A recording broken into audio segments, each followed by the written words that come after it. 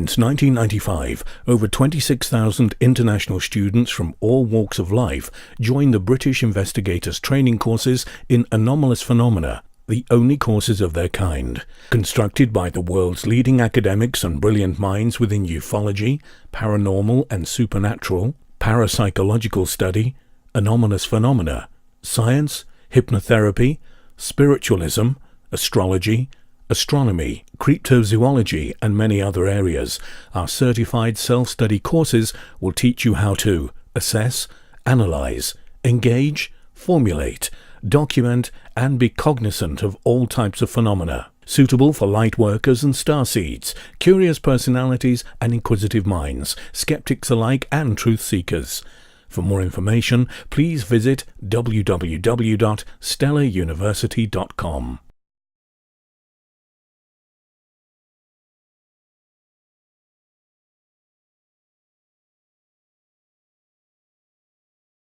Thank you for being punctual. I know we don't want to take too much time. It's a 4:32, so we're going to go till 6, right? Maybe we'd go longer, but we need to be out of here around 6, and then afterwards we'll be outside and we can just talk and visit. If you brought books, I'm happy to sign them or whatever. But the auditorium, they want us out a little after 6. So this next section, what I really want to focus on is the techniques in consciousness, how you make contact using awareness and coherent thought and group coherence as a team.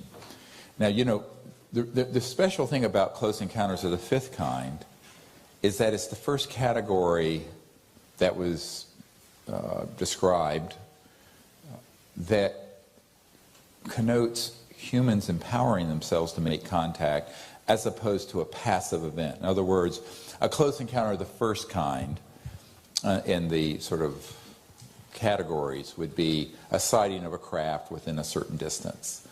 A close encounter of the second kind is when it leaves some kind of physical evidence. It may be electromagnetic, it may be a landing trace, like in the Provence case where there was an ET craft that landed in a lavender field, etc., and so on.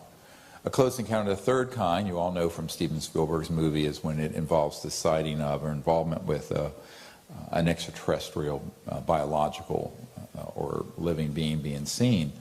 A close encounter of the fourth kind is when someone has an experience and they're contacted, they're taken on board a craft. But a close encounter of the fifth kind is when humans deliberately make contact and invite them to come. Very important distinction, because it's the first category that involves human initiated and cooperative contact. And so Dr. Haynes at NASA Ames Research Center wrote a compilation of cases that I had started in a book called Close Encounters of the Fifth Kind. The term Close Encounters of the Fifth Kind, or CE5, was one that I sort of coined in 1990. Or, if it could move to the right, I could see it better, and it moves to the right, or move to the left, where it would be the person wouldn't be speaking it verbally, but just thinking, but in a directed intent way, a very clear way. And the ET craft would respond. And there's a whole category of these and a collection of them that exist that are mentally actuated CE5s as opposed to light signaling or what have you. Those are the ones that really got my interest.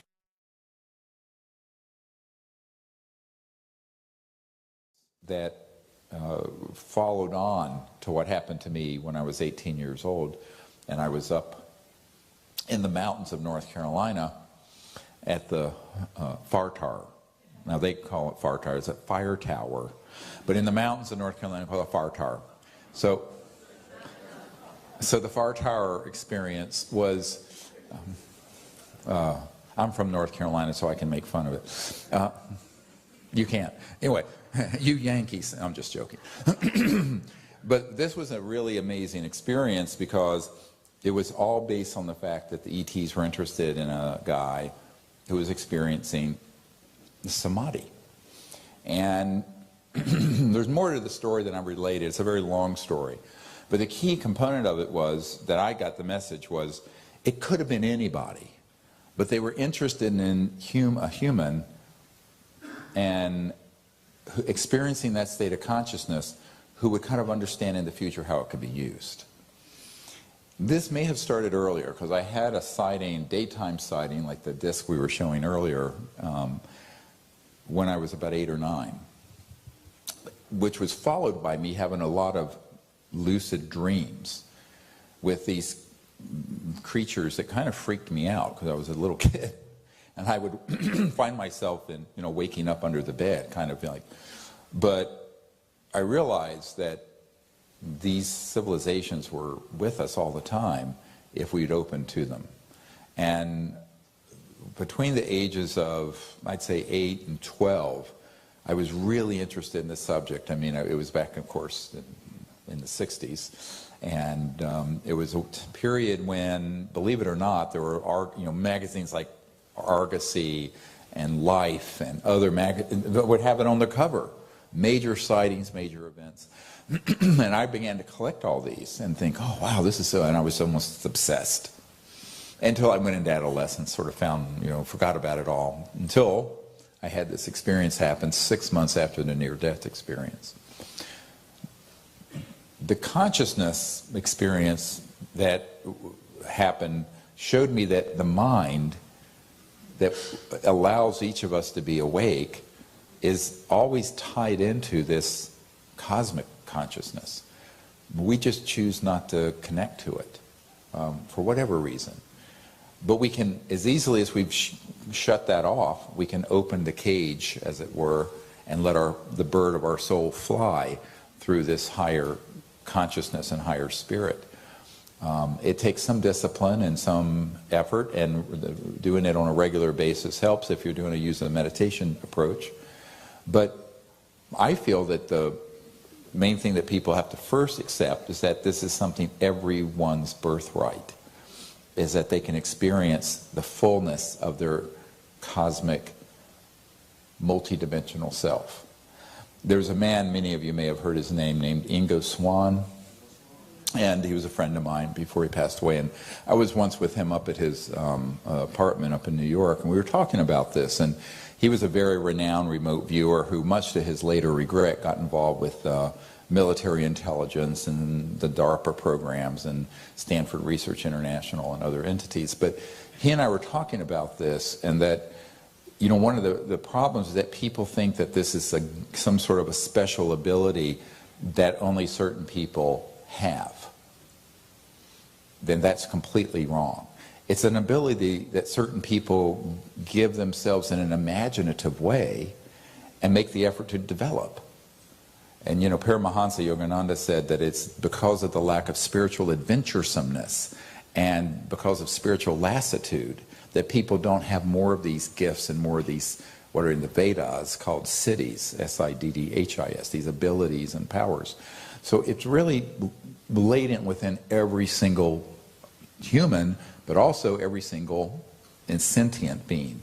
Because if we're dealing with higher intelligence, in other words, not microbes from another star system, but civilizations that are in starships, they're conscious, and they have conscious intelligence.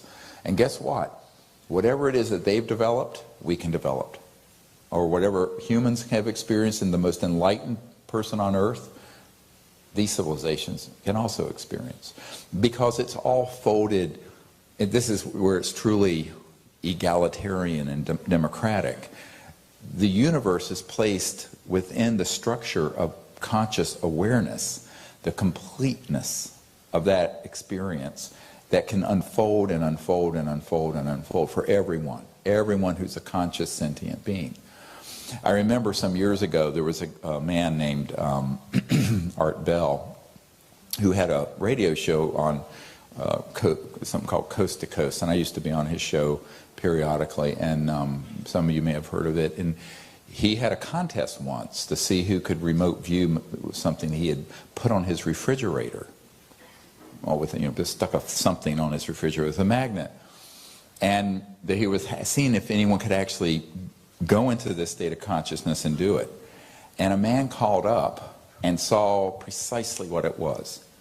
And it was a CSETI member from San Diego who was, I think, a land surveyor and title examiner, just sort of a salt-of-the-earth guy that you'd see, you'd have a beer with. I mean, it was not like he was an Ingo Swann. And Art Bell said, how in the world did you do this? He says, well, I went to this training thing with Dr. Greer and learned just to do this where I could become clear and centered and then go into that state and intend to see distant places. And it works. And it was just this ordinary guy that you would see anywhere. And I tell that story only to emphasize that people get into a sort of a shtick about these things. A certain way you dress and a certain way you look, and you've got to have this thing and that thing. Well, here's the truth. We have a guy who wrote to us recently in Croatia who's a truck driver who was practicing the meditation at a rest when he was along a remote area, and went into that state, centered quiet consciousness, did the deep meditation, and then did the remote viewing of space and the area, and just sent a call out to the ETs and showed them, zoomed in on where he was, like a GPS. And within a few minutes, this craft materialized and floated over his truck. And he wrote in about this, and he was a truck driver. So I totally reject this idea that somehow what I'm about to share and take you through this process as an introductory teaching experience is something that so-and-so can do, but I can't. You see what I mean? Because, and it's really important for people to own their own power. Because if you say you can't do something, you won't. I don't care what it is. I mean, if I were to tell myself as a doctor, I really can't do a tracheal cut down, and, because someone's larynx, the voice box is crushed, and I'm there convincing myself I can't, I couldn't. So anything you do in life, if you go into it with the attitude of a negative, a little gremlin on your shoulder saying, oh, I can't do this, but so-and-so can, you're going to convince yourself you can't, and you won't. So, the old saying, as ye have faith, so shall your powers and blessings be. So in other words, if you have, and it's not faith in something that's like a belief system, but if you have the positive confidence that something can happen, it will happen. But if you convince yourself it can't happen, it won't. So the mind is a very powerful thing. And I would say that before we start this, just forget those thoughts that you can't do X, Y, Z. And accept the fact that you are right now hearing my voice and you're awake, most of you. And if you're conscious and awake, you can become aware of just consciousness. And in that quiet moment, that calm and centered, quiet mind, this is the trick. You can intend, but not intellectualize, just intend quietly to know or see a distant place, a distant thing, or something you want to know. And it will emerge. If you practice this, it'll just come into awareness. You don't have to force it. It's a very relaxed, natural state. Now, there are many techniques for remote viewing. My own personal preference are ones that involve the overall development of the person's consciousness and spirit in an organic way, as opposed to a technology or an external thing that kind of tricks the mind to be able to do it. I'm not casting aspersions on other approaches. I just think a safer approach is one that is more meditative and that allows you to use what you were hardwired with and softwired with, if you want. You have all the hardware and software you need to do this. So every single human being, by virtue of being conscious, can practice techniques to become just aware of awareness. And in that quiet place, when you get really deeply centered, then you can intend to just see another place. And that can be on someone's refrigerator to see what they put, or it can be something out by Mars, or it can be something around the rings of Saturn, where there's a very large interstellar craft several hundred miles in diameter, by the way. And it can be another star system. Why? Distance doesn't exist, because remember, the nature of the mind is an omnipresent field. It's non-locality. So you don't have limitation in the field of consciousness or thought. Once you understand that the mind, if you become connected to this quiet aspect of your own consciousness, I'm not talking about someone else's consciousness, just your own awake mind, I liken it to the fact that everyone here are like a unique, beautiful window, creation, in a vast cathedral of creation. And that the light that illuminates each window, no matter how different it may be, is a singularity, the sun. And so in reality, the light whereby we are sentient and conscious is actually always the same light. Those photons and that light is coming from this same central source, to use the analogy. And therefore, every single person who's conscious and awake, yes, you can accept and embrace your diversity and your uniqueness of who you are. You don't lose that.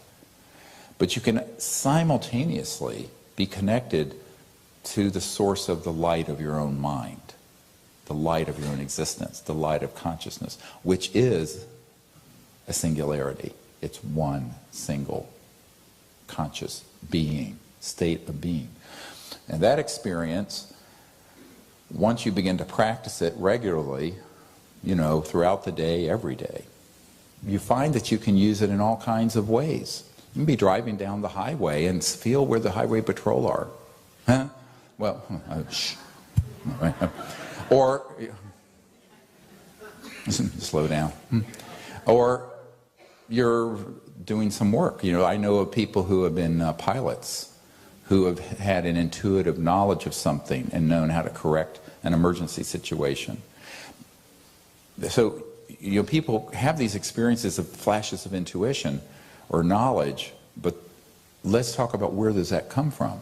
It comes from the fact that the mind that allows us to be awake and functioning and sentient is simultaneously always tied into the great mind, the central computer, if you will, of conscious intelligence of creation that's beautiful and infinite and eternal. So that aspect of ourselves we can either be open to or shut off from. And we can choose or not choose. And we have free will.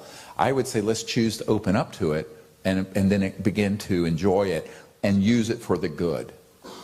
I tell the story of this, I don't want you to think that this is something that's reserved for only CE5 going out and making contact. This actually informs and changes every aspect of your life. Back some years ago, I was in the emergency department and a man came in with what was appearing to be the flu, very sick, and it was flu season. And the nurse put the man in just a regular room, and I went in and I felt, I could see, sense, how animals, I always say like dog, I love dogs, but how they can just sort of sense, and I could feel that this man had a brain tumor. Of course, you don't go up to someone and say, hey, I'm sorry, you think you got the flu, you got the brain tumor. So I did an exam. He had no neurological findings, but he had nausea, vomiting, fever, all of that, and malaise, tiredness, like the flu. So I turned to the nurse, who was this hilarious country nurse named Bubbles, with the bouffant and the red lipsticks. And I turned to Bubbles and I said, I need a stat CAT scan of the head. And she went, Dr. Greer, he's only got the flu. And I said, just do it. Luckily, there was no HMO Nazis over my shoulder. In my commentary on medicine, a lot of people die because some bean counter says, no, you can't do this. So I just said, just do it. So I explained to him, I said, I have some concerns. I want to scan your head. It comes back. I get an emergency call back from the radiologist, and it was a pancake astrocytoma. It was a type of brain tumor that was evenly distributed on the top of the brain, pushing the brain down through the foramen magnum. the opening where the brainstem is, just in a way that it was hitting the chemotactic trigger zone to CTZ, which is nausea and vomiting, and the respiratory and fever, and your hypothalamus, the things that regulate your temperature. So it was precisely mimicking the flu. And when I handed this off to the neurosurgeon, of course he had to be, emergency neurosurgeon situation in this, because he was herniating his brainstem. He would have been dead in 12 hours if I'd sent him out the door. And the neurosurgeon said, "How did you even think to get a CAT scan? I would never." I said, "Oh, I just had a hunch." So I had to really kind of cover up the fact that I could actually see and feel this brain tumor there. And what a shame that our doctors aren't trained in the science of consciousness. Someday we will be. I would like to do a course.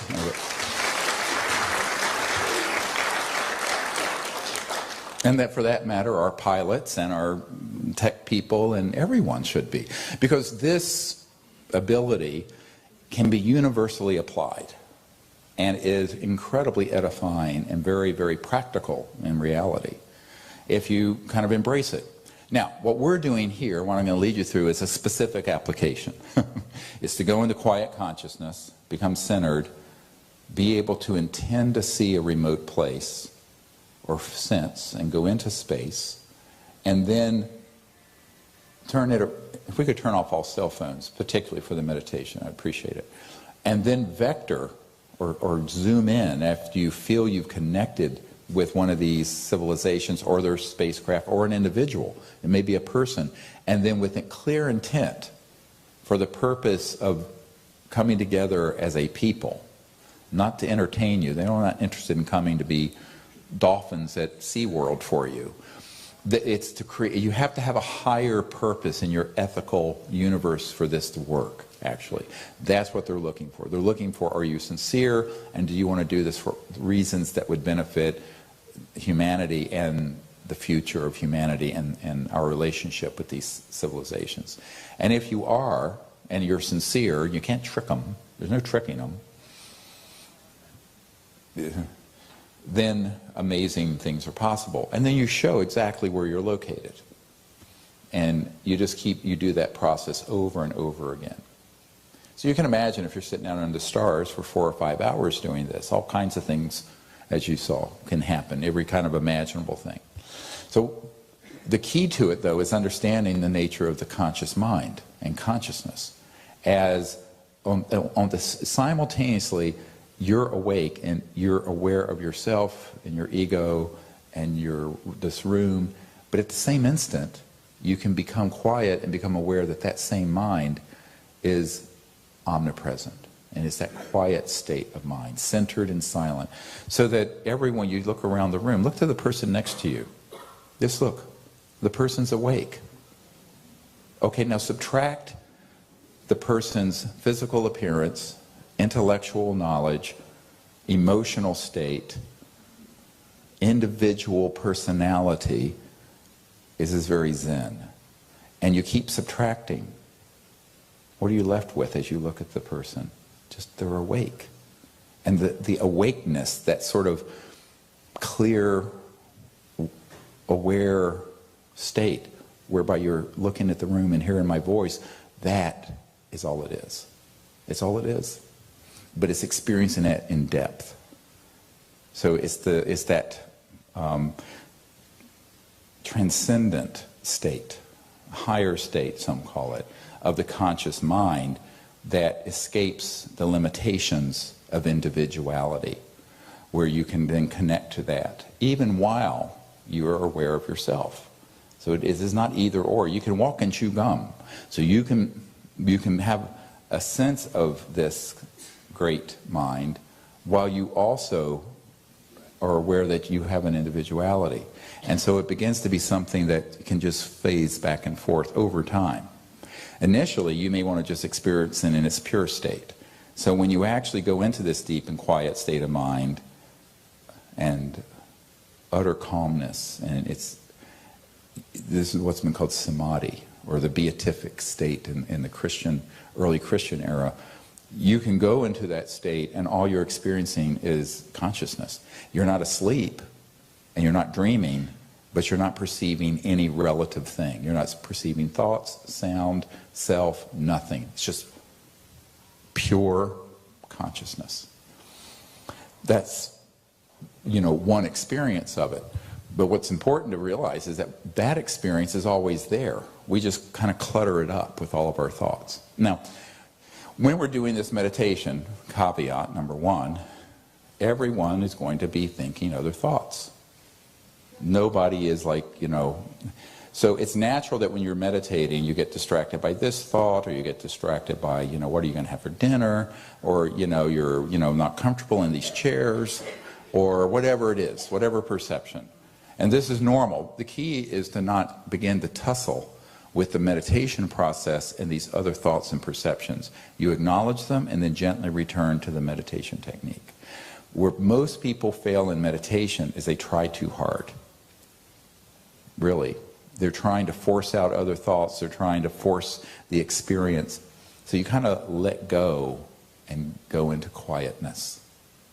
And just let everything flow through you. And if you find yourself thinking about some other subject or some perception or some noise, let go of that and just return to the meditation technique or whatever it is you're using and go into quiet awareness. And it's this iterative process back and forth. And it's gentle. It isn't kind of brute intellectual force. Does this make sense? These are really key things that I want to just, before we start the process. Yeah.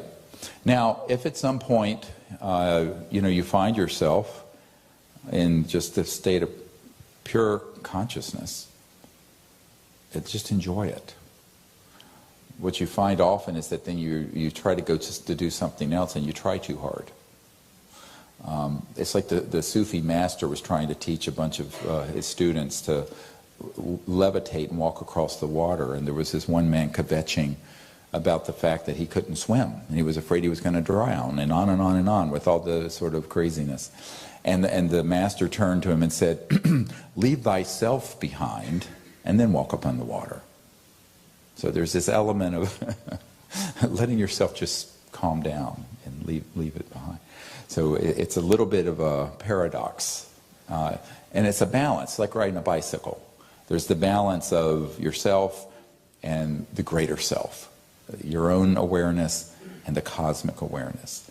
And over time, the two begin to come together so that you can easily connect to the greater consciousness even when you're doing something, driving down the road, and see over the horizon, as it were, with your mind or sense or feel. Now, it isn't all just mind and intellect or consciousness, it's also your heart feeling. So you can feel things. It's a sense of knowing that comes into play. Because many people some people will receive information by something quite clear, like a vision or a remote view in terms of view. Others, it's just a knowingness. They just know. It just pops in. Others, it'll be very left brain with the words. Others, it will be just a feeling that will then evolve into the knowing of what it is. So everyone is different. This is where the individuality comes into play, where there's this individuation, the individual creation, each of us, and the cosmic mind interfacing. So the way that cosmic awareness gets translated into your own personal experience is unique. And no matter what anyone tells you, this is not McDonald's. It's like not a menu of this. And there are 7 billion people. There are going to be 7 billion pathways to this enlightened experience. And that's the first thing to understand. And that's why, as soon as people become really dogmatic about this or that, they don't know what they're talking about. So when you go to that state of consciousness, you begin to do it. The first time you do this may be very strange. And it's like, trying to get here. You had to go on this freeway and that thing, and then park here, and where's that? And it's this whole gashrai. And you hear a voice talking, somebody's machine. Anyway, then, if you were to do this every day, The second time it's easier. The fourth time it's almost automatic. By the time you came here every single day, you'd be on autopilot. Even though you see, so it becomes easier and easier and more natural and more effortless. So the meditation techniques and process, same thing. If you do it, and you do it on a regular basis, initially there may be, it seems, and then as you do it more and more, it becomes so easy, you can actually connect to that state of consciousness and be in that state even when you're driving down the road or in the ER or whatever you do for your living. So it becomes something that becomes part of your existence, not something you have to do just occasionally. But you have to start out with a process where you reintroduce yourself to yourself. You need to reintroduce your individuality to the unbounded aspect of the awake mind that allows you to be sentient. And that's where techniques help. Does that make sense? Yeah? So what I'm going to do now is do a technique where we'll close our eyes together and we'll do a breathing exercise. And then I'll take you through the breathing exercise to center. And then after the breathing exercise, I'll introduce a specific mantra that's a very beautiful one. It has 3 syllables, and I will spell it for you, although we normally never speak the mantra. It's a Vedic mantra. And then we'll just quietly repeat the mantra and go into the quiet mind together. And after a period of time of meditating together, then I'll lead a meditation into the remote viewing process and to the contact process of coherent thought sequencing. So this is going to have 3 components. The meditative process involving the breathing technique and the mantra, followed by the expansion of awareness to view remote places, and specifically in this application, extraterrestrial civilizations or people or starcraft. And then the third part is that once you feel you have a lock on, a connection with one, you may feel it, then you show them where you are, which means you need to then be able to show them North America, California, the West Coast, the Pacific Ocean, Los Angeles, the suburbs, boom, right into Glendale, which is where we are right now. Or if you're looking at the webinar in Dominican Republic. See what I mean? So that's, and then at the end of that, there'll just be silence to see what appears. And this is literally what we do out under the stars all night. Beautiful process. So shall we do it? Yeah. All right. Good. So let's close our eyes.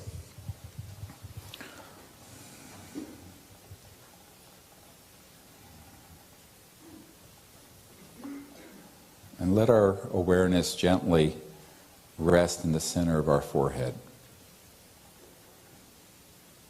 We sort of see that our 2 eyes and our third eye in the center of our forehead makes a triangle.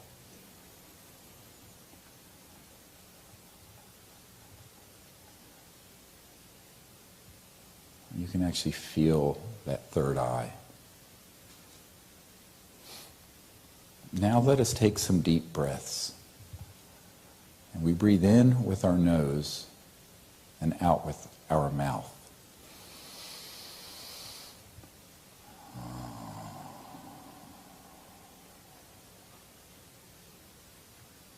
Breathe in with our nose and out with our mouth.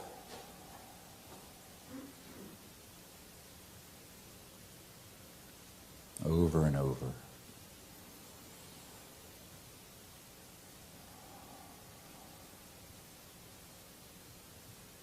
And as we breathe in with our nose,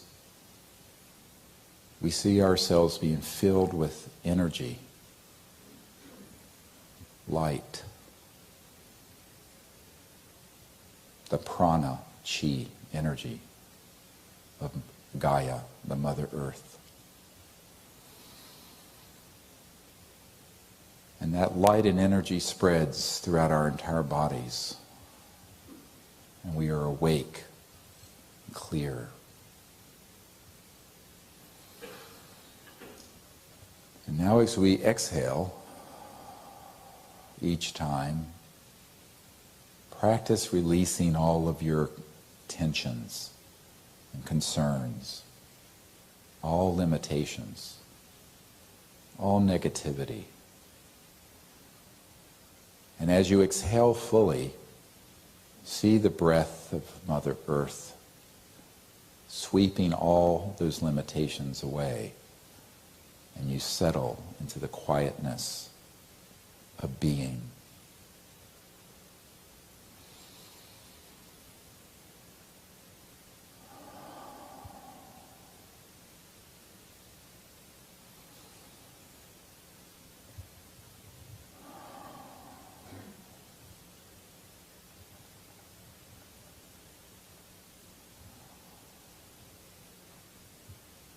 And so now we are aware, as we begin to breathe normally, that we can just watch the breath.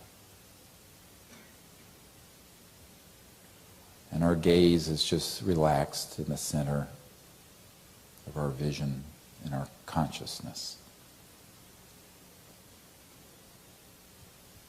And in this quiet state, we very gently introduce a thought, a sound. And in the Vedic tradition, this is called a mantra. And I'll repeat it for you a few times. I'm Nama, I'm Nama, I'm Nama, I'm Nama, I'm Nama. The first syllable is I am, M as in mother.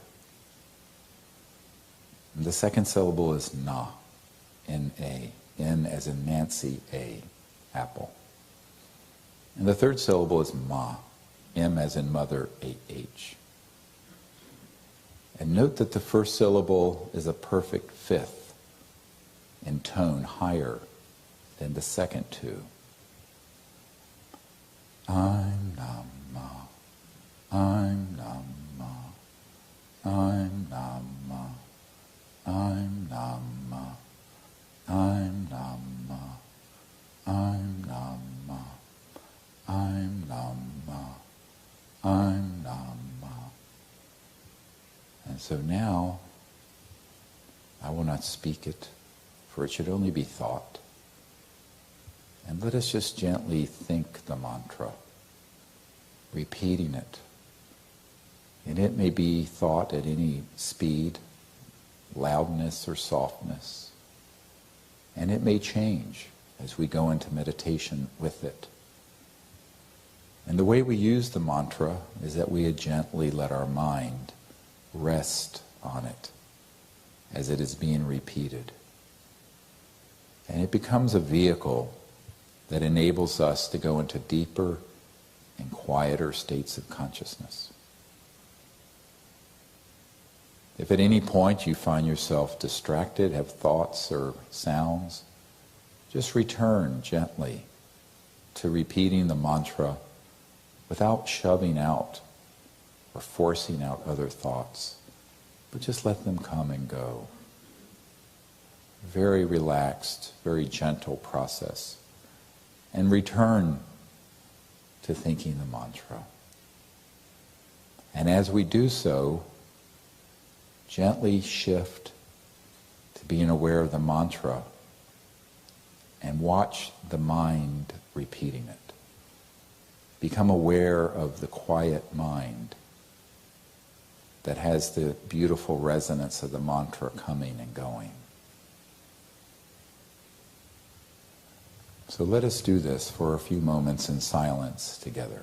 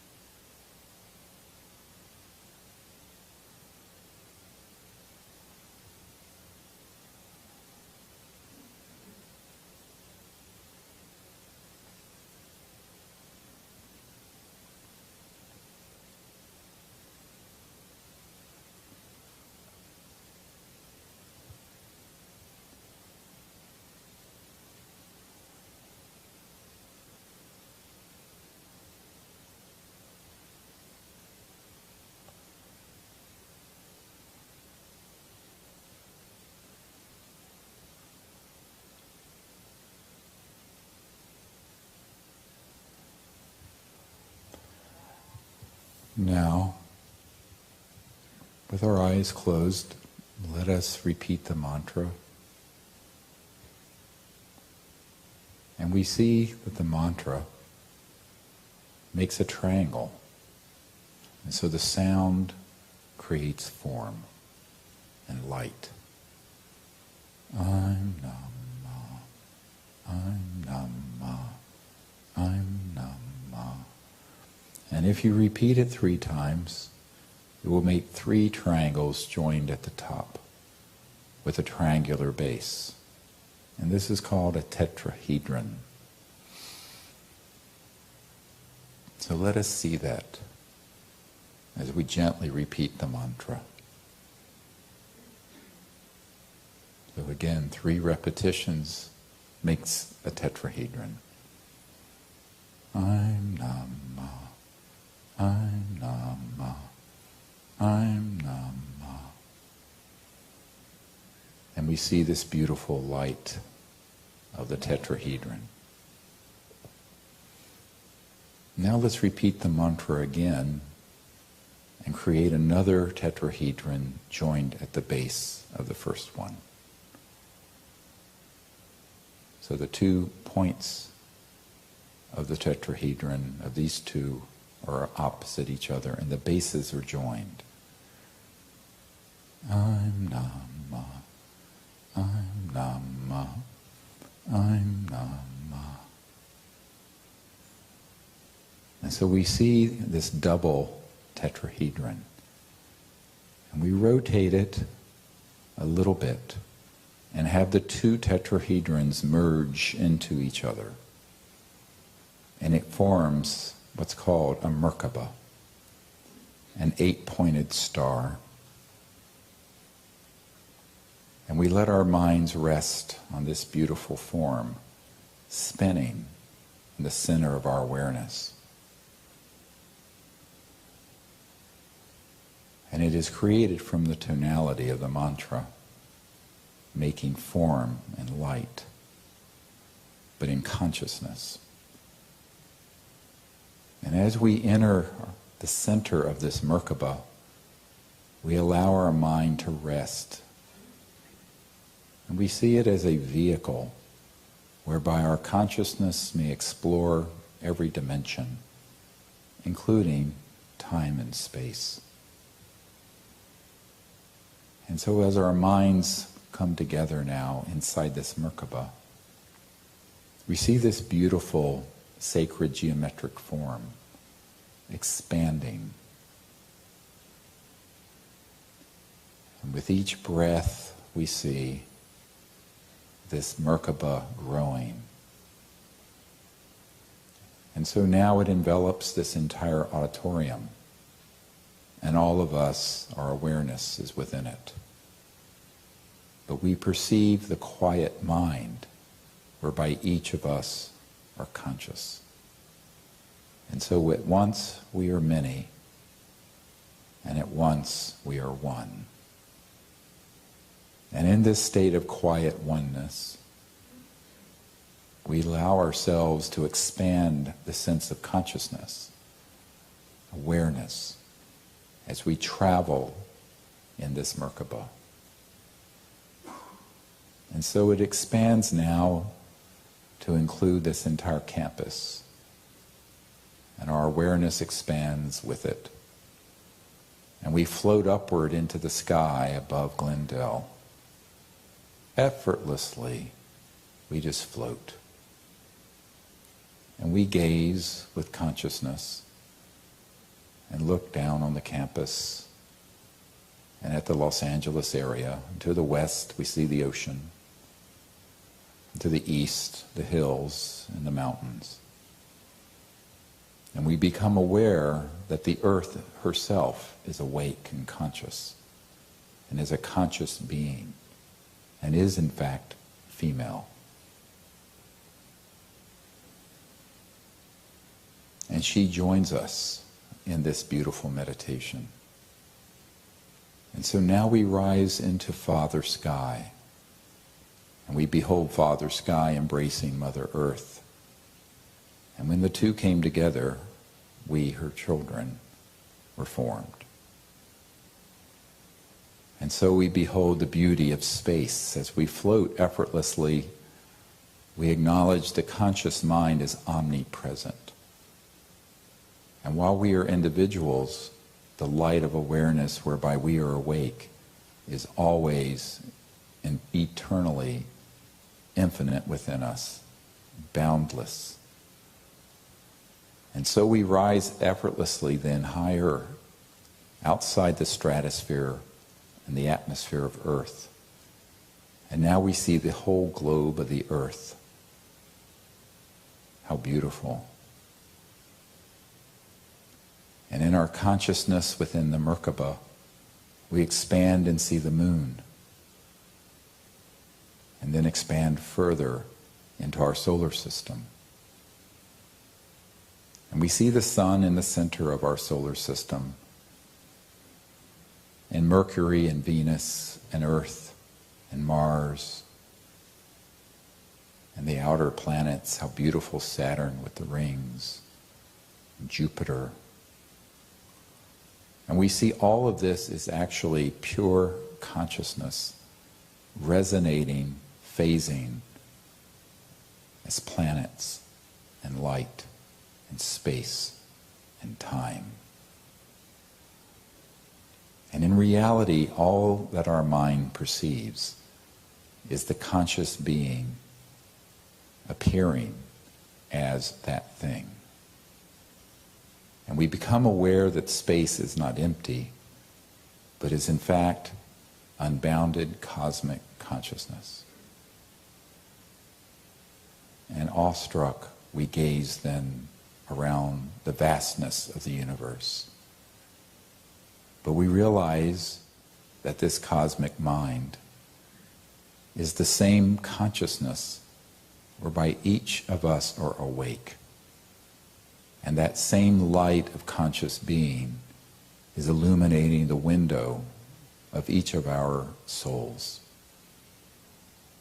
And we become aware that this is an infinite light, unbounded, pure consciousness. And thus we expand into interstellar space. And we become aware first of Alpha Centauri, the closest star, and Sirius and Arcturus. But then we become aware of the vast spiral of the Milky Way galaxy, floating within the vastness of space, with 100 billion star systems. And every stable star system has planets with beings who are conscious, just as we are. And we realize that the universe is teeming with life. And now we expand into intergalactic space, and we see the twin galaxy of Andromeda, very similar to the Milky Way, also with 100 billion star systems, or so. And we expand our awareness so that both the Milky Way and Andromeda are within our awareness and inside this beautiful Merkaba, cosmic consciousness. And then, without effort, in one breath, we expand this consciousness to include all of space and time, which has no beginning or end. And then we go beyond space and time into the worlds of light. And we see vast worlds that are purely of the astral energy and of the thought realm. And at the finest level, the celestial, transcendent. And then we can behold the quiet, unbounded being. And all that exists in creation is continuously pouring forth from this infinite, quiet, changeless, conscious self.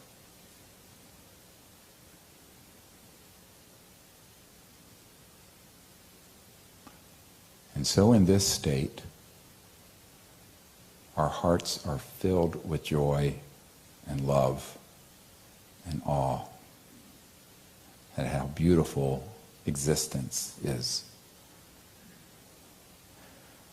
And we allow our minds and our hearts to draw us to any place where there is intelligent life capable of coming to earth. And without preconceptions or prejudice, we just allow our minds to go and our hearts to be drawn. And if at some point we see a person, a planet, a starship, wherever it may be in the cosmos, we connect to them in this state of pure consciousness.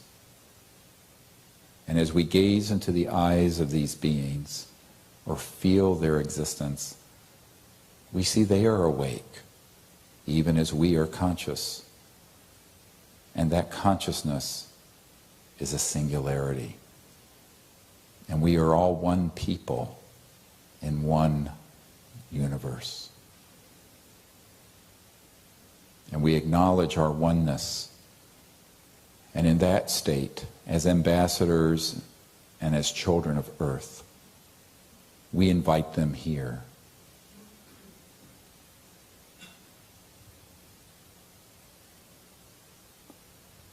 So as we begin to sense these intelligences, we connect to them in any way that we are comfortable, seeing them as they are. And those that reside on other planetary systems that have mastered interstellar transdimensional travel, we connect to them personally and to their guidance system, which interfaces with coherent, clear thought and intention.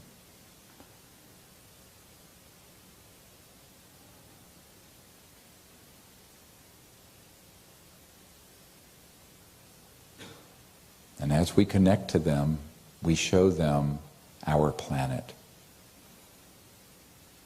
Without straining, we see our galaxy again. And then on the outer spiral arms of the Milky Way, the star system we call our sun. And then the third planet from the sun, Earth. And as we zoom into Earth, we feel the great joy of the love of Mother Earth and the beauty, the jewel that she is in the diadem of creation. And then we see North America. And as we draw nearer, we show them the coast of California. And coming into the vast Los Angeles area, coming east and inland from the ocean, we show them the town of Glendale and this campus and this place. And if you were in another location, in another country or continent, you do the same. And you just guide them in effortlessly with clear thought and intention. And in this way, we invite them to appear in any way it is safe and appropriate for this time and place and this group. And without expectation or prejudice, we invite them here in universal peace as the children of earth and ambassadors to the universe.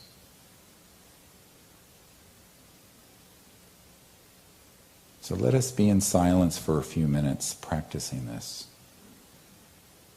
And we can breathe and think the mantra. Become aware of quiet mind. Expand awareness and intend to see what is beyond the physical senses. And with consciousness, travel free throughout the cosmos. And as we see these intelligent life forms and their worlds or their starships, we connect to them in peace, with transcendent love and the oneness of cosmic awareness. And then we show them where we are located. And we invite them in any way that they choose to appear and manifest, whether it is in 3D, electronically, in light, in matter, in tone.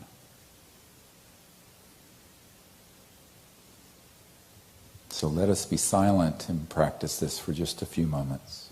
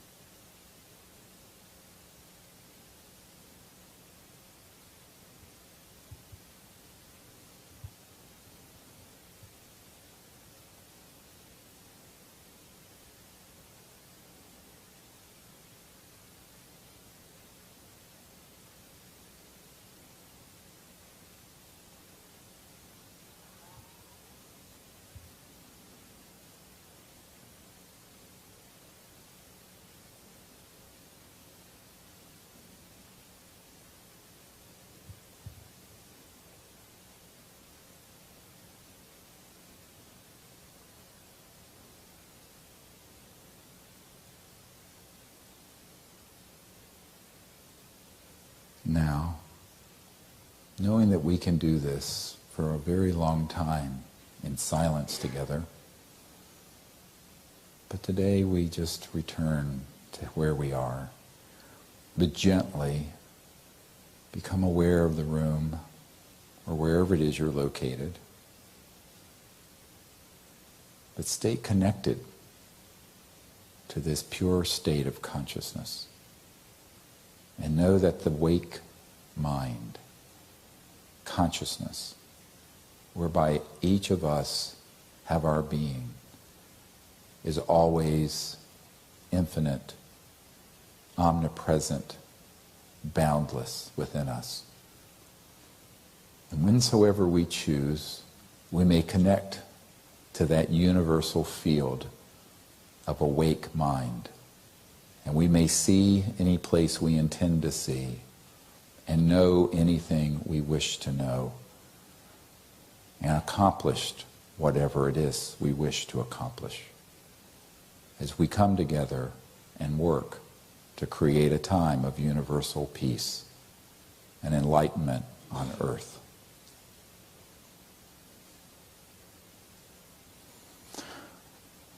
Namaste. We can open our eyes when you're ready.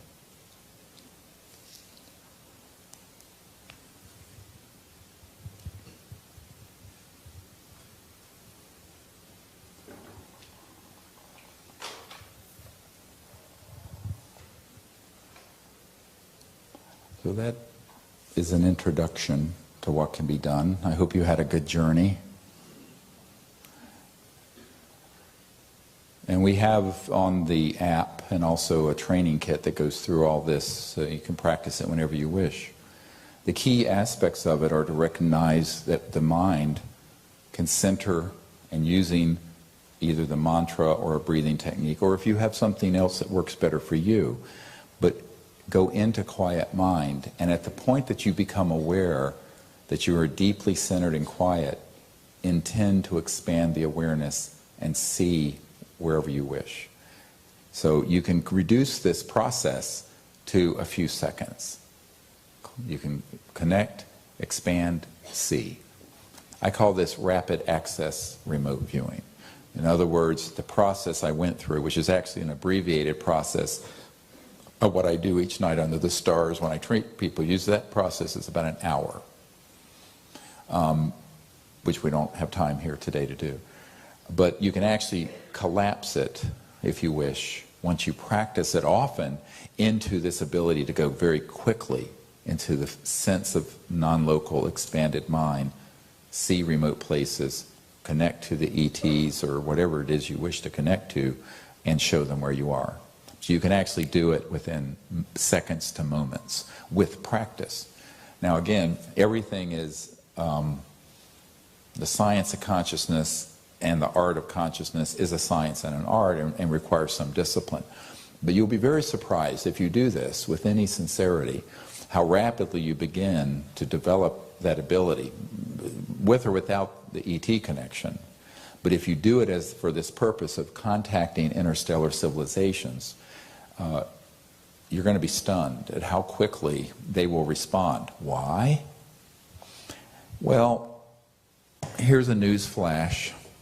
The State Department of the United States and Hillary Clinton weren't doing this for the U.S. government. We are. And I'm not trying to be cheeky.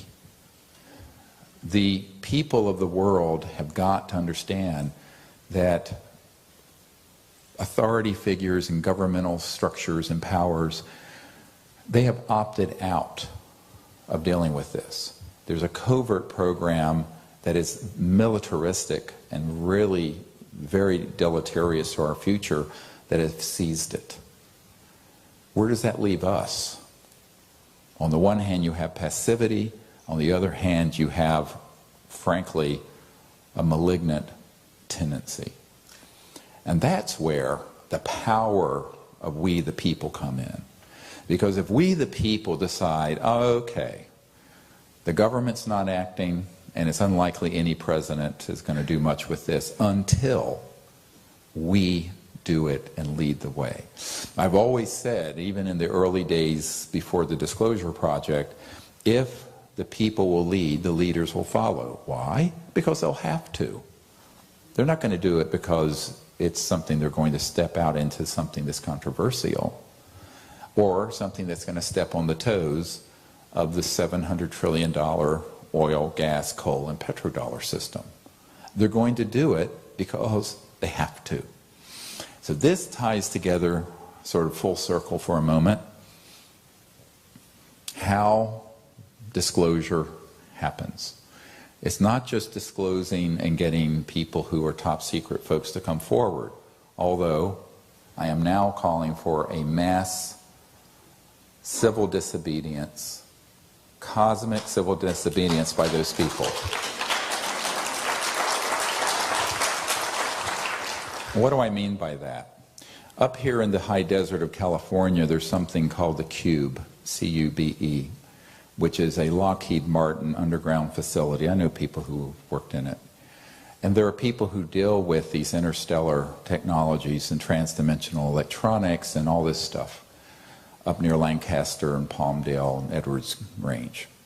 Now, what we really need to have is a whole lot of those folks defecting massively from the illegal secrecy that they're bound under.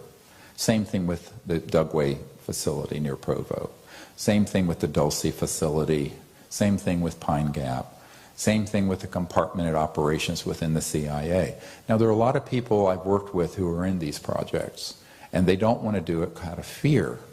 But if they do it together in this next wave of disclosure, it would be safe if they would come together. So I'm putting out a call now and over the internet that those people do so, and they can contact me if they are in such a position, and we will organize another massive disclosure event. That's one way. The other way is that the people do this and make contact. Why? Because as we make contact in thousands of teams all over the world, which we now have, and which there'll be more after this, I hope, there's no way they can contain that. Yes, the intelligence community can track where I go, and if I'm doing something with the law, but they can't track where thousands of people, they don't have infinite assets. And even if they know what you're doing, they can't deploy assets to suppress the ETs from appearing. Now, when you do this, you do it with the knowledge that you ask the ETs to appear in any way it's safe and for that time and place. What you don't want to do is create this circus where you say it's a dolphin in SeaWorld jumping through your hoops and they're kind of puppets on your string. And first of all, that's demeaning, but secondly, it's dangerous. We did this, we had one of these experiences at Mount Shasta back 2004, about 10 years ago, 10 and a half years ago. And there was one of those, like that light ship you saw that lifted up and flew out. Well, one came from the volcano and came towards us. And it wasn't just staying by the volcano, it was floating our way. And I was with about 40 people, 30 or 40 people. I don't do it with big groups like that anymore. 25's the cutoff. It's too much for me. And this high-flying, what looked like a jumbo jet, moved in and released a scalar electromagnetic pulse that literally crashed into the woods in front of us, ripping the tree limbs off and went into the earth so crazily, it went, shook the whole earth for 15 seconds. Now, everyone saw this. Luckily, this craft, this light ship, vanished an instant before this thing was deployed. Now, the reason I point this out is that we do this with the knowledge that the ETs want to make contact, but they do so within a world that's unfortunately an armed camp. And until we get that under control, we have to accept that they may appear in all manner of strange ways. They may materialize, they may not. They may come in, you know how one of the most amazing people in our team is, or some friends of mine who, dear friends now, but I didn't know them at the time, Marilyn and her wife Diane in upstate New York and outside Albany. And one of them, can't remember which one, they had a smartphone, and not an iPhone, and they had read Hidden Truth, Forbidden Knowledge, and suddenly on their smartphone, an ET sphere ship started appearing, just spontaneously, and would appear and disappear. She went to the dentist just on a routine appointment, and suddenly, inside the dentist's office, this sphere appeared on her phone, and then the CSETI tones that are on the app and in the training material started beeping, beep, beep, beep, beep, beep, beep, beep, beep, all through the PA system. It overrode the Muzak in the dentist's office, and the dentist came running out and saying, "What in the world's going on? It sounds like the mothership is landing." And finally, you know, Diane and Marilyn said, "We've got to go to one of these expeditions with Dr. Greer," and they came to the Outer Banks, where you saw what happened. So if you open this up now, so there's all kinds of strange ways that these interstellar transdimensional civilizations will contact you. But don't get rigid in what you're expecting, because anything is possible, and full materialized craft are, and they can land. But they'd have to slip through and do it at a point in time and space where there's not the risk of being targeted, which unfortunately is the case. A lot of the work I do when I go to meetings at the CIA and Pentagon is to beg them to stop these programs, but most of the people you meet with don't know about them. So, for example, the head of the Defense Intelligence Agency, which is like the CIA for the Pentagon, it's a huge, he didn't know. And when he asked about the issue, the only thing he was given was a little plastic ET doll, and someone making fun of him. Same thing with the head of intelligence for the Joint Chiefs of Staff. Same thing for the president, and same thing for John Podesta, who, as you know, recently left the White House and tweeted his big regret was that he couldn't affect UFO disclosure. This is the senior counsel to the President of the United States. So what you have to realize is that this has now landed squarely in the lap of who? No, not me. We, all of us together. So, yeah, no, don't do that. I'm getting long in the tooth and old. But no, it's in the hands of all of us, which interestingly I think is where it should be. Because in reality, while we should expect our leaders, and I'm very, of course, pro-disclosure from official governments to do this, you have to understand that the President of the United States, as Jimmy Carter said, is the last to know about anything important like this. You know, President Carter was at a guitar signing ceremony in Spain with a friend of the project, a very famous classical guitarist, and he was signing guitars. and then to be auctioned off at the Carter Center. And afterwards, there was a dinner with maybe 20, 25 people. And someone asked the president, what is it like to be the most powerful man in the world? And President Carter said, well, I don't think I was that man. And you could have heard a pin drop, and they said, what do you mean? He says, well, there are things that I couldn't find out about, and they wouldn't tell me about. And someone rather derisively, in a ridiculing way, said, yeah, like what, UFOs? And President Carter said, yes, that and more. So that is true. So you know, when you look at the presidential daily briefing and what the CIA director puts together, most of it is stuff dealing with rather conventional issues. This issue rarely gets briefed, and when it does, it's very cursory and in a way that's meant to manipulate. In other words, Ronald Reagan, your governor, he was, I know the colonel who set up the briefings for SDI for him, the Strategic Defense Initiative, Star Wars. And they said, yes, we introduced the alien threat to Reagan so that he would support SDI. Okay, and that's why he went to the UN. You know the famous speech where he said, wouldn't our job of creating world peace be easier if we had a common alien threat to unite against? So he got brainwashed. They told him just enough information to play him like a pawn. That's how it works. So we have to be wiser than that, although most ufologists aren't. We have to be the people who are in the vanguard of interstellar contact and peace that goes beyond the sort of narrative of us versus them and good versus bad and let's create cowboys and Indians in space. Because that era belongs to the Yuga, the Kali Yuga, this last 400,000 some year, the so-called Adamic cycle that's closing. There's a new cycle that's opening.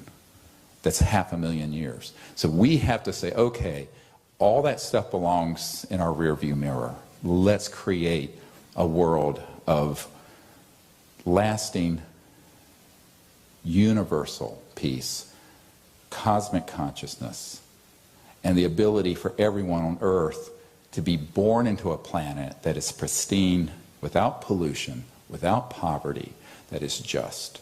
This is something we can do in this generation. I doubt it's going to be the president. I doubt it's going to be Congress. I doubt it's going to be the prime minister of some country. They will join in after we, the people, create enough motion that it becomes an inevitability. Now, that's why I say that disclosure, contact, bringing up these technologies that we haven't talked about today, that have been around for 100 years, that are free energy type technologies, that rests with us.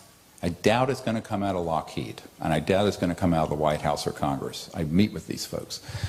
Number one, the way that this subject was first kept secret was through a coup d'etat after the Rockefeller Commission. Nelson Rockefeller, Lawrence, who I knew, Lawrence Rockefeller's brother, reorganized the Department of Defense and the CIA in such a way that no president could penetrate what the hell they're doing.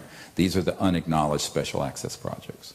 Secondly, it became something that was so ridiculed that if you were a respectable person, a scientist, a professor, a government official, a politician, a doctor, you wouldn't touch this subject, because the CIA in 1953, in a document I have, said we are going to use this for its psychological warfare value and engage Disney Studios here in LA, which they did, to make cartoons about little green men and flying saucers.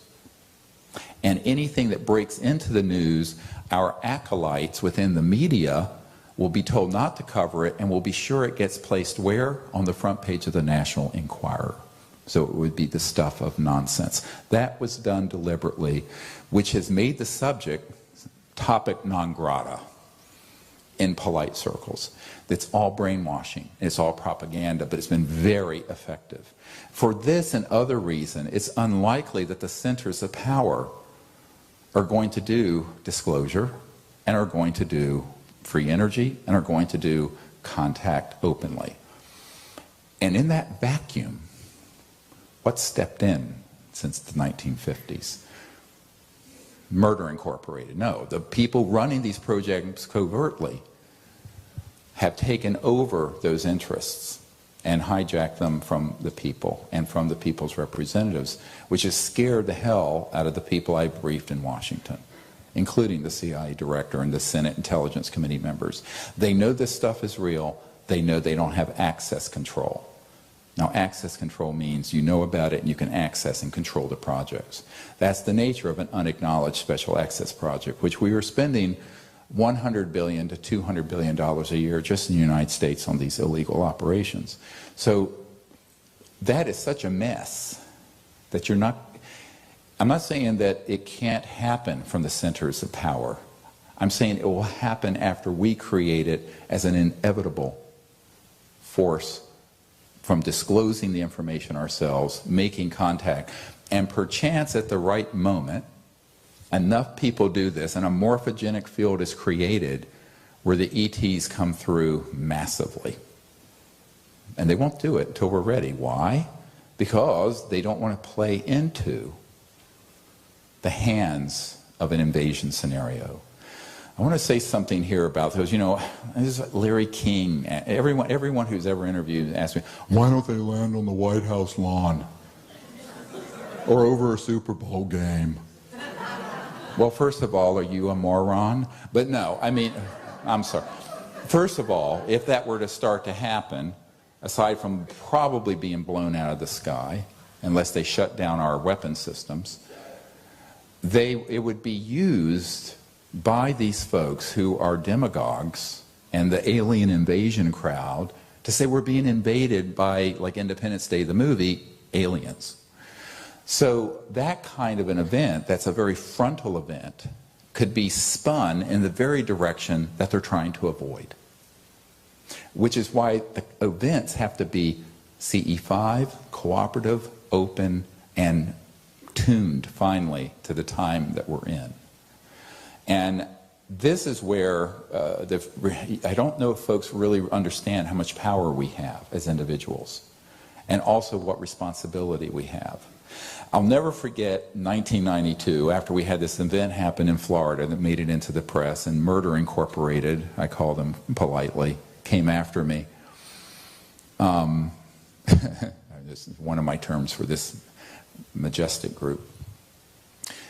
And afterwards, there was a countess, a lady in the United Kingdom who was there, who was friends with some of these people. And she said, you know what? They're very jealous of you. I said, what? Why? And she was talking about the former head of Army Intelligence and these NSA. She says, because they're in a box. They're in a prison. And they're lifers. You're free. You can do what you want. And even though they really hate my guts, they really envy us. So I want to, you know, even Truman and later President Clinton said that the White House is the crown jewel of the federal penitentiary system. And there's more truth to that than you can imagine. We, who are, I always tell people, I'm very happy to be a nobody, and I've been called every name in the book. So I'm very happy just to be an ordinary person without any temporal power or position and no authority in any official circles, to just sort of be the cosmic Johnny Appleseed, you know, spreading this information, and each of you can do the same. So if each of you left here and formed a contact team, and ended up being hundreds of new CE5 contact teams, that would enliven this morphogenic field that potentiates and manifests that good future. Because that's what we're seeing. That's what we're manifesting. So we actually manifest the world of our dreams. Does that make sense? Yeah, that's it.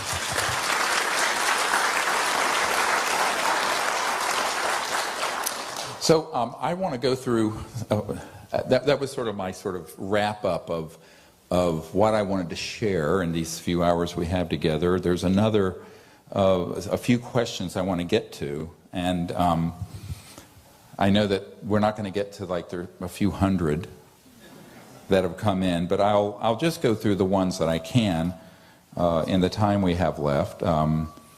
Someone from Las Vegas asked, what is your ultimate goal for CE5, and do you see it as the best method for full disclosure? Exactly what we're talking about. It is the best method. And My goal is that we're going to get this to the point where we'll begin to organize live mass CE5 events globally, all happening simultaneously. All right, that's the next step.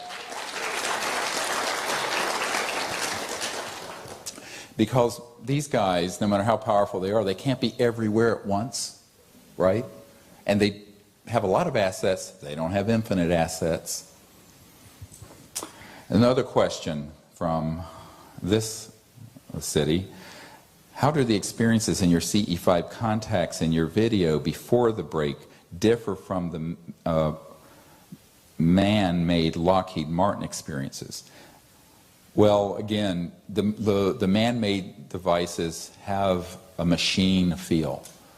And I'm going to go here into another thing that's going to be, we could talk all night about. The ET craft, the people who got to the Roswell crash, or the man I know who got to the original crash that happened in the Andes on the Bolivian-Peruvian border in 1992, one of our Disclosure Project witnesses, every single one of the people I know who've been at these sites have said that the craft themselves were trying to heal themselves. And they are living, conscious nano-bio machines. What do I mean? The spacecraft themselves, aside from being seamless and having an energy that is very transdimensional, are conscious and living, and they're conscious to the point of AI, artificial intelligence, to the point you can feel that the craft itself is transmitting and has the consciousness of the pilot or the occupants. How many people have had that experience? I bet a few have. So that is very different from a machine made by Lockheed and Northrop or what have you. And so there are certain hallmarks like that that is quite obvious, especially on a close encounter or close approach, versus the man-made ones. The man-made ones feel like a man-made machine, and they are. And they're not nearly as sophisticated as the bio-nano conscious ET craft. Which are themselves conscious. Now, I want to say something about that also. Some of these civilizations are so far advanced that the spacecraft themselves contain the full consciousness of the occupants, up to and including cosmic consciousness and God consciousness. They're amazing. Yeah, those encounters are beautiful. We don't have time to go through it. Now, here's a question from Huntington Beach. Does group contact also serve to download higher consciousness into collective human consciousness to accelerate the rate of awakening? Yes, there is a power to doing this. You know, there's a saying, God loves those who work together. There is an enormous power to people doing this in a group. Now, I'm not saying you can't do this by yourself, but if you do it in a group, and not a huge group, but 3 to 8 people is enough. There is a coherence that happens, and like Dr. John found at Princeton, it's an exponential growth. But now imagine if we begin to organize thousands of people in thousands of teams all over the world doing this, the shift it can have in global consciousness, even by people who don't know what we're doing. Because it will affect literally every atom and subatomic particle on Earth. That's the power of higher consciousness. We have a question. Can you speak to the common knowledge among indigenous people of multidimensional beings? I began having contact experience in my teens with those from the Pleiades, who I later found out my tribe descends from. Very good question. Actually, the native peoples that I've met with, and a lot of the chiefs have told me that they view them as star people. But I have a quarter Cherokee Indian through my father, and an eighth of Catawba Indian through my mother. And I know that amongst the Cherokee, they felt that they were from peoples from the Pleiades. Now, I think probably what actually happened is not like all these different tribes on Earth came literally from another star system, but they had contact with beings from those star systems that gave them knowledge and insight. The Dogon tribe in Africa has an account, actually had a star chart that identified that Sirius was actually 2 stars, Sirius A and B, etc., and so on. Many of you know this. And so the native peoples, when you go around the world, you will find that there is in their tradition, although they tend not to speak of it for fear of ridicule, about the fact that they have had contact with these civilizations. It is my own sense that every culture in ancient times up through modern times have had contact experiences that have informed their society. And if you look at even in the Middle Age, I think the 1400s, there was a painting, it's on our website, and I've seen the real one actually, that's in Italy, of Mary, Mother Mary, holding baby Jesus. She has a star on her left shoulder, and above her is a ship that looks exactly like the craft that we saw in Florida, in Pensacola, exactly, with a beam of bluish light coming down with people underneath it looking up like this. And that's been authenticated. That is something from the 1400s. So if you go through the history of the human race, Native peoples, Western cultures, Celtic societies, all have had some sort of contact that has informed their myths and their traditions. Now, many times the meaning of it gets distorted over time, but it certainly has happened. And most Native peoples, if you talk to their elders, they know this. Certainly the Hopis, the Cherokee, others. Another one from the Dominican Republic. Once you have made contact, what do you do with that information, and what is the key message for humanity behind all this? Very good question.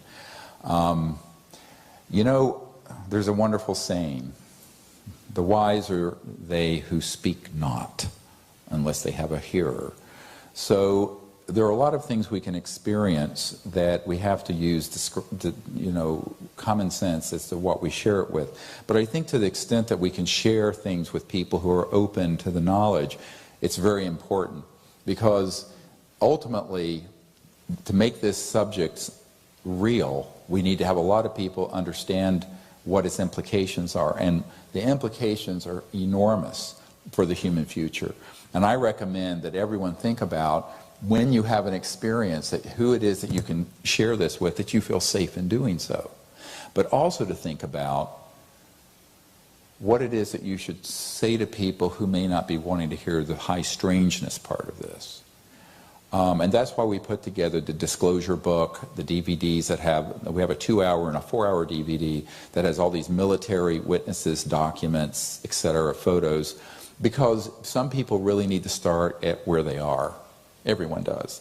You don't want to speak past people. But I think it's to the extent that you can speak of these experiences with like-minded and open-minded people, it will spread the knowledge person to person very, very quickly. But the real message the ETs are sending through the CE5 contact, the meta message, in my opinion, is that we are ready and we're waiting for you to be ready.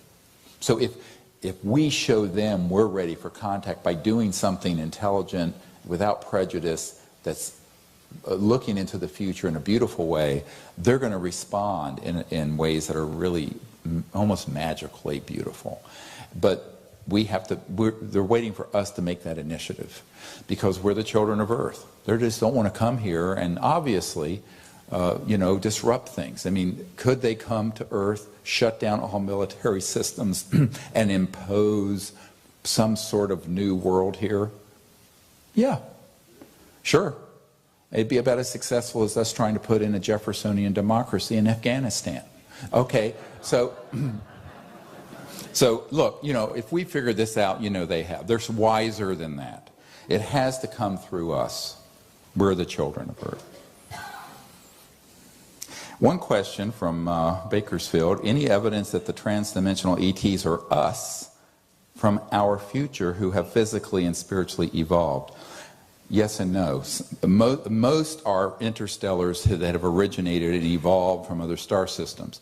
But there are experiences that are exactly what this gentleman is asking. To wit, everybody heard of the Rendlesham Forest Mintwaters case? Famous landing event at a secret nuclear facility in England in '81, I believe. We have a number of Disclosure Project witnesses. and a craft came down. It was shaped like a pyramid, broke some branches as it came down, left physical traces. The Ministry of Defense in Great Britain eventually released them. Lord Hill Norton, who I met with and spent some time with, who had been Minister of Defense, was appalled that he was lied to about all these things when he was in those positions. But what the story you haven't heard is that some of the officers I've gotten to know who don't want to go on the record saying this for fear of ridicule, related that when on one particular night, now this happened over many, many days, a month or two, but on this one particular night an object landed and they went out and it was a perfect pyramid, so 4 triangular sides and a square base, right? A tetrahedron is 3 triangular sides and a triangular base. A lot of people confuse the two. The pyramid landed and out through, it was like black onyx, it was like glass black, but kind of translucent, and out was a very tall luminous light beam that floated through the side of the craft and communicated with the officers and said, "We are you from the future. We are your descendants from 500,000 years in the future. And if you don't stop what you're doing here, we won't be." And it was a warning about the nuclearization of the planet and the risks of mutual assured destruction and global holocaust. And people say, what? It sounds like something out of a science fiction movie. So on the one hand, they were ETs, but they were us. They were ETs that had been humans, that had gone through 500,000 years of conscious evolution to where those who are the descendants of us on Earth had become extraterrestrials. And that's what landed at Rendlesham Forest, Bentwaters. Get it? Yeah. Yeah, cool. Well, okay. A lot of people go, what? Yeah, we could spend 2 months and I wouldn't exhaust this information about what that means. Someone from Seattle, will you talk a little more about the depth of multi-dimensional layers? A really good question. We tried to organize these in sort of insightful questions. So when you talk about, everybody remember the old radios that had you could turn them on a knob and you could, sometimes you'd hear one station and sometimes you'd hear another station in Chicago. And if you got it just right, you could hear both stations. Okay, that's what we're talking about. You can have these technologies to where the transdimensional physics would be that they can be here in this time and place and simultaneously be in another dimension or another time or another place. Because you can dissociate time from space. And this gets too complex to go into in terms of the physics of it. But time can be dissociated from 3D space, and transdimensional physics allow, for example, a craft to be over Los Angeles, simultaneously be out in another star system, and also the same craft and beings be outside Seattle. That happened during the Northridge earthquake. The famous actor Burl Ives, who was, out on a hot tin roof and was friends with Elizabeth Taylor, I was at his home, and his wife told me during the Northridge earthquake, she had an ET experience after I had taught her these protocols.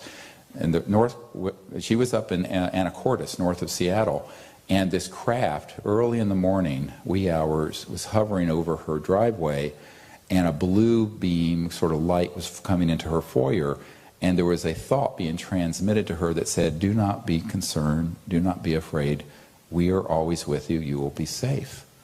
She picked up the phone and intuitively knew to call her best friend who lived in Los Angeles. At that instant, that woman was in the throes of the Northridge earthquake with her house shaking, saying, "Dorothy, you wouldn't believe what's going on. There's a terrible earthquake going on, but there's this craft." And she described precisely the same craft and the same message streaming from this transdimensional light. And she was getting the same words over and over again. "Do not be afraid, we are always with you," etc., and so on. And Dorothy asked me, was that the same craft in two places? I said, yes, it's called bilocation. You can bilocate, trilocate, quadrilocate. So when you begin to understand the plasticity of space-time and how much it's linked into consciousness and the science of consciousness and the realms of astral energy, but there are interfaces where the world of thought and consciousness begins to resonate into finer and finer connections into the structure of space-time. And so space-time becomes flexible. Not only can you bend it, but you can cause objects to appear in multiple places at once. I don't know if I caused more confusion than help on that question, but it's a very, very important thing to know, because it means that the transdimensional sciences have a corollary in human conscious evolution. Because if you read the stories of the masters of the East and the ancient masters and yogis, you will see that they could bilocate, trilocate, they could go through things. Everything that you read about that these ET craft are doing, humans have done innately with our own hardware and software. So these advanced civilizations have simply taken that knowledge and turned it into systems that can be done scientifically. So anything that can be done in consciousness can be done technologically, and vice versa. So this gets into this deep analysis of consciousness-assisted technologies, and technology assisting consciousness. Does that make sense? But the technologies develop to such a point that all those experiences are possible. I think I'll take one more question, and I'm a few minutes late, but we started a few minutes late. Is that all right? Have your teams had actual dialogue experiences and received messages with the ETs? And do you have advice to CE5 ambassadors about directed dialogues with the ETs? Yes, we have. And if the last chapter of the book, Extraterrestrial Contact, Countdown to Transformation, is a translation of those Orion transmissions. But what happens is that you're in a state of quiet mind and you start getting very specific information.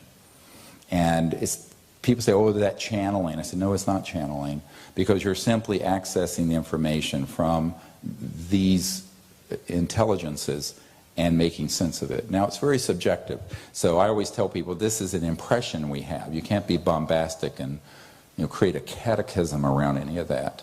But at the same time, you have to recognize that the technologies allow for sort of a really advanced version of what we would call a neurophone.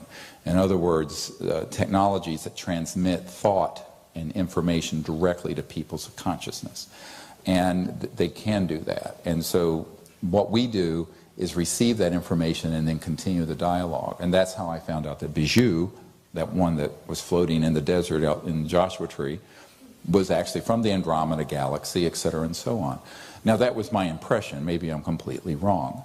But you do this enough, and then you ask through these electronic systems we keep on site that are very inexpensive, these tri-field meters and battery-operated radar detectors, for them to confirm. 2 beeps yes, 1 beep no, or something like that. And they'll do it. I mean, it sounds strange, but you use what you've got. And it actually is very simple, and it does work. So you can get into sort of a dialogue and then repeat it verbally and then use those detectors to confirm or deny. Sort of an affirmation or denial. And that's what we do. We do it for hours. Does that make sense? Yeah? Well, I would really like to thank all of you for your support and time in coming here. Thank you. A close encounter of the fourth kind is when someone has an experience and they're contacted, they're taken on board a craft. But a close encounter of the fifth kind is when humans deliberately make contact and invite them to come. Very important distinction, because it's the first category that involves human initiated and cooperative contact. And so Dr. Haynes at NASA Ames Research Center wrote a compilation of cases that I had started in a book called Close Encounters of the Fifth Kind. The term Close Encounters of the Fifth Kind, or CE5, was one that I sort of coined in 1990.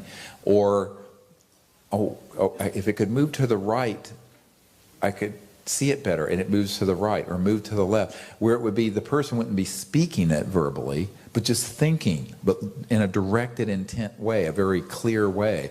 And the ET craft would respond. And there's a whole category of these and a collection of them that exist that are mentally actuated CE5s as opposed to light signaling or what have you. Those are the ones that really got my interest.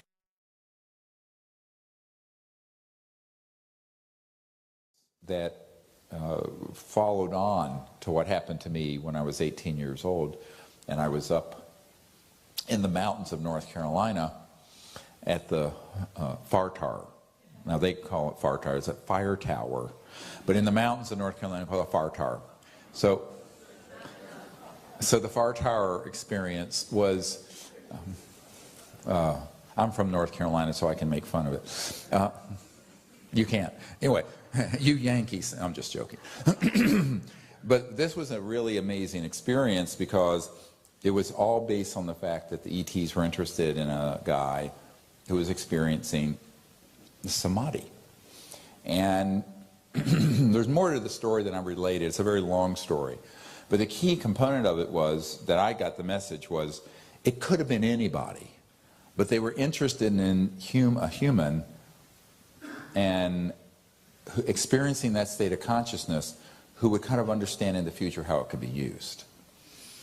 This may have started earlier because I had a sighting, daytime sighting, like the disc we were showing earlier, when I was about 8 or 9, which was followed by me having a lot of lucid dreams with these creatures that kind of freaked me out because I was a little kid. And I would Since 1995, over 26,000 international students from all walks of life joined the British investigators' training courses in anomalous phenomena, the only courses of their kind. Constructed by the world's leading academics and brilliant minds within ufology, paranormal and supernatural, parapsychological study, anomalous phenomena, science, hypnotherapy, spiritualism, astrology, astronomy, cryptozoology, and many other areas, our certified self-study courses will teach you how to assess, analyze, engage, formulate, document, and be cognizant of all types of phenomena, suitable for light workers and starseeds, curious personalities and inquisitive minds, skeptics alike and truth seekers. For more information, please visit www.stellaruniversity.com.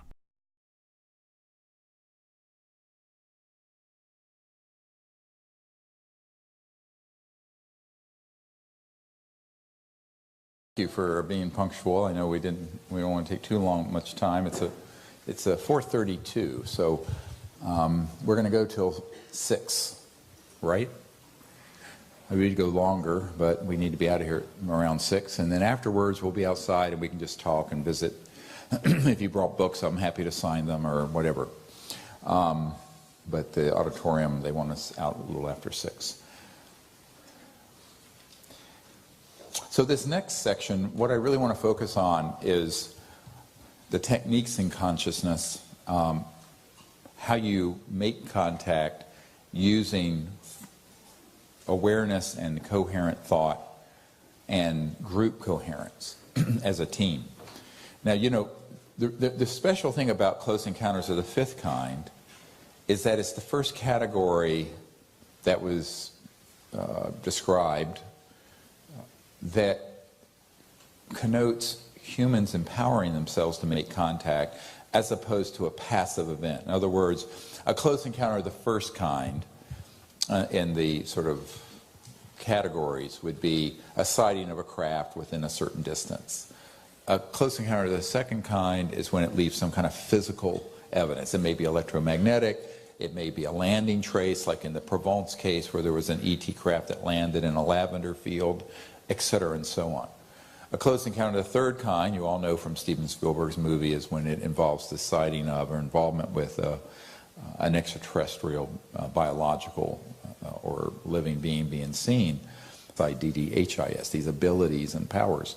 So it's really latent within every single human, but also every single sentient being.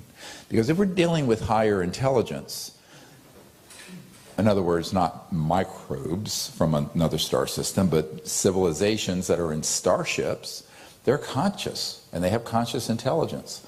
And guess what? Whatever it is that they've developed, we can develop. Or whatever humans have experienced in the most enlightened person on Earth, these civilizations can also experience. Because it's all folded, and this is where it's truly egalitarian and democratic. The universe is placed within the structure of conscious awareness, the completeness of that experience that can unfold and unfold and unfold and unfold for everyone who's a conscious sentient being. I remember some years ago there was a man named Art Bell who had a radio show on something called Coast to Coast, and I used to be on his show periodically, and some of you may have heard of it. And he had a contest once to see who could remote view something he had put on his refrigerator. Well, with just stuck something on his refrigerator with a magnet, and he was seeing if anyone could actually go into this state of consciousness and do it. And a man called up and saw precisely what it was, and it was a CSETI member from San Diego who was, I think, a land surveyor and title examiner, just sort of a salt-of-the-earth guy that you'd see, you'd have a beer with. I mean, it was not like he was an Ingo Swann. And Art Bell said, "How in the world did you do this?" He said, "Well, I went to this training thing with Dr. Greer and learned just to do this where I could become clear and centered and then go into that state and intend to see distant places.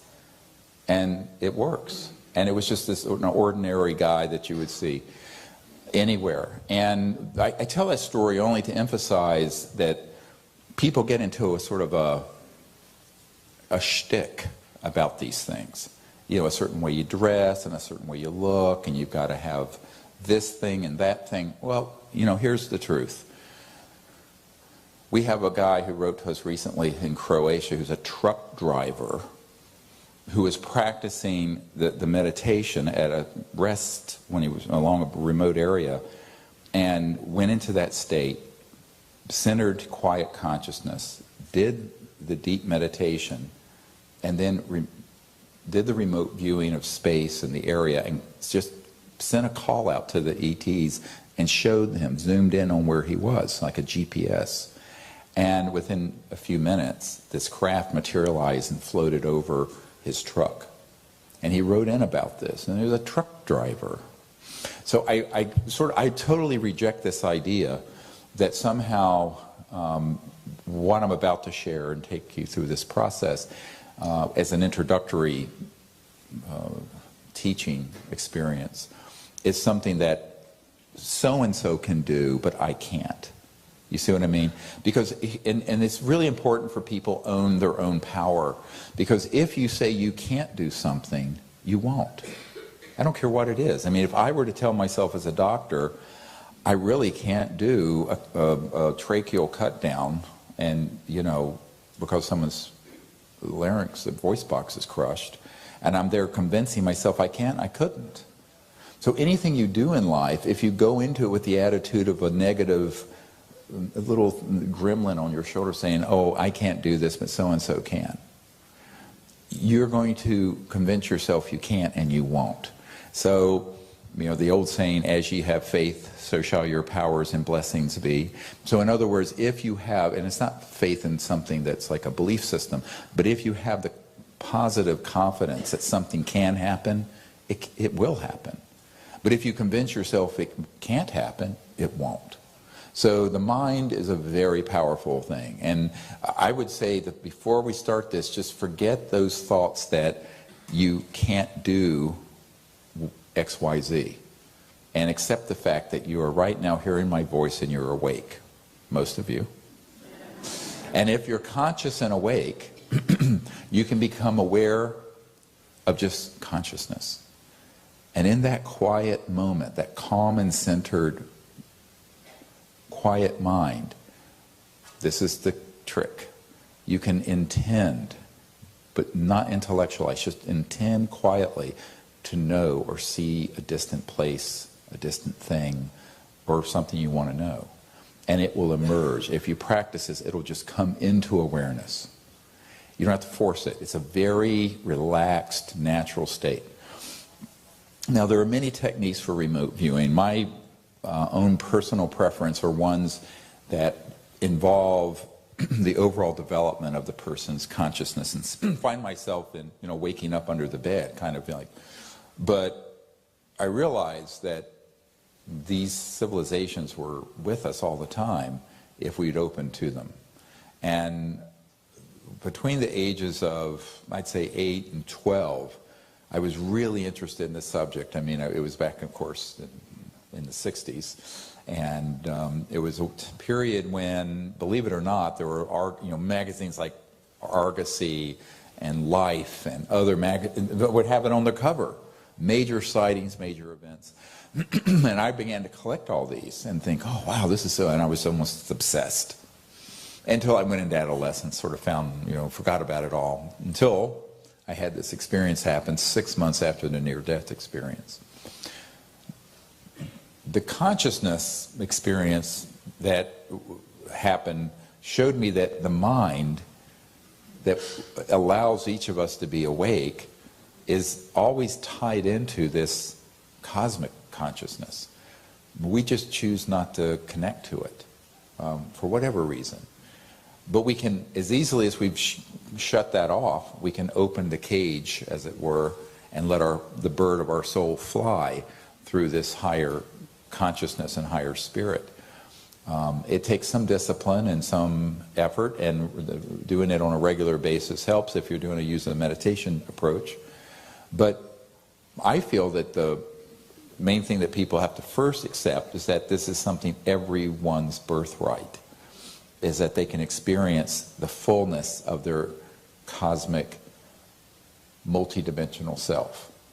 There's a man, many of you may have heard his name, named Ingo Swann, and he was a friend of mine before he passed away, and I was once with him up at his apartment up in New York, and we were talking about this, and he was a very renowned remote viewer who, much to his later regret, got involved with military intelligence and the DARPA programs and Stanford Research International and other entities. But he and I were talking about this, and that one of the problems is that people think that this is some sort of a special ability that only certain people have. Then that's completely wrong. It's an ability that certain people give themselves in an imaginative way and make the effort to develop. And Paramahansa Yogananda said that it's because of the lack of spiritual adventuresomeness and because of spiritual lassitude that people don't have more of these gifts and more of these, what are in the Vedas called siddhis,